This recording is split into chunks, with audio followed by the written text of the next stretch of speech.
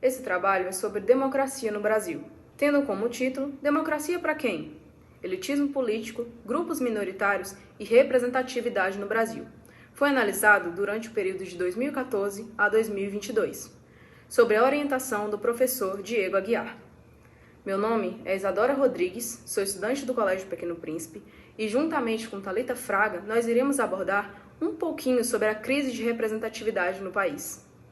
É nítido que nessa crise de representatividade do Brasil, as classes minoritárias não recebem nenhum tipo de formação, fato que as impede de se inteirarem e participarem completamente desse processo político. A única coisa que se pode concluir através disso é que a democracia brasileira, de fato, não foi e nem é democrática. Ocupar algum cargo político no Brasil exige, sobretudo, poder econômico e descendência elitista. Desde o período colonial, com a estruturação do Brasil como uma colônia portuguesa, os homens brancos portugueses passaram a dominar a economia, sociedade e a própria política do país.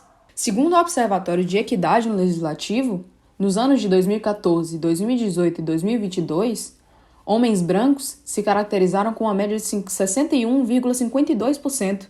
E olha que o IBGE, no ano de 2021, apontou que 51,1% da população correspondia à camada feminina e aproximadamente 56,1% da população eram declarados pretos ou pardos.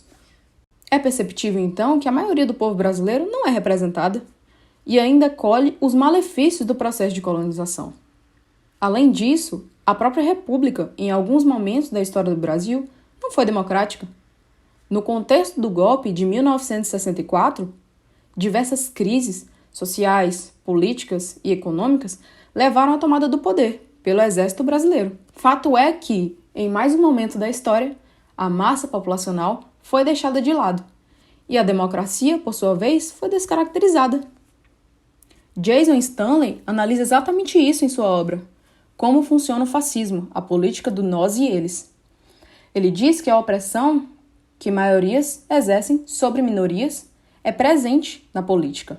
Por ausência de uma formação política adequada, os grupos minoritários acabam apoiando aqueles que sempre se mantiveram no poder, com o poder político e econômico nas suas mãos. O nós, homens brancos ricos, consegue dominar politicamente o eles, mulheres, negros, pardos e indígenas. Essa divisão sociopolítica dificilmente será superada se não houver uma construção de uma democracia que busca representar os diferentes grupos sociais existentes na sociedade brasileira, como os originários e os afro-brasileiros, que são os principais afetados. Mesmo com o fim da escravidão, os ex-escravizados não foram inseridos e continuam às margens. Como consequência desse projeto de poder masculino e branco, a maior parte da população não conseguiu ocupar maiores posições sociais, principalmente os cargos públicos eletivos. Esse fato pode ser comprovado pela análise de dados fornecidos pelo Observatório de Equidade do Legislativo, que evidencia que em 2014, 2018 e 2022, o número de homens brancos na política era de, respectivamente, 8.530, 10.278 e 10.972 em todas as divisões do Legislativo, estando sempre acima dos 50% de composição das candidaturas em todos os anos e esferas dos governos. Max Weber define o Estado como uma instituição em que os seres humanos dominam seus iguais através da violência legítima. E quem consegue chegar nesse lugar de dominação? Homens e brancos. O Estado brasileiro, portanto, se consolida como uma instituição majoritariamente masculina, mesmo em um país de maioria feminina. Desse modo, é visto que no Brasil é vivido uma democracia parcial em que minorias são excluídas. As relações de poder vistas tendem a favorecer a manutenção de um modo que o opressor sempre irá oprimir e o oprimido vai continuar sendo o mais oprimido.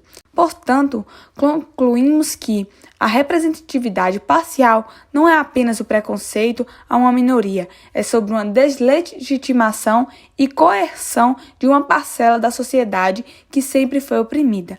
Agradecemos pela atenção.